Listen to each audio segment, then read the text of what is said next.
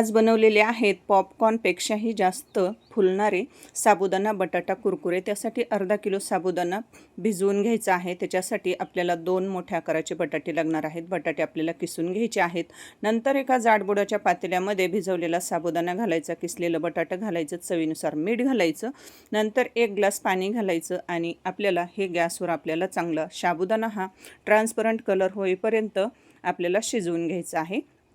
साबुदाण्याचं बघा मिश्रण इथं आपलं छान असं शिजलेलं आहे। थंड झाल्यानंतर आपल्याला एक पायपिंग बॅग घ्यायची आहे आणि ती ग्लासामध्ये ठेवायची, त्यात मिश्रण भरायचं, वरतून एक रबर लावायचं आणि आपल्याला छोट्या छोट्या आकाराचे असे हे कुरकुरे बनवायचे आहेत। हे कुरकुरे बनवायला खूप सोपं आहे। आता हे 2 ते 3 दिवस कडकडीत उन्हामध्ये वाळवून घ्यायचे आणि नंतर बघा वाळल्यानंतर तेलात टाकताच एकदम पॉपकॉर्नपेक्षाही जास्त फुलणारे इथं हे आपले उन्हाळी वाळवणातील उपवासाचे साबुदाणा बटाटा कुरकुरे तयार आहेत। तर बाय बाय सर्वांना।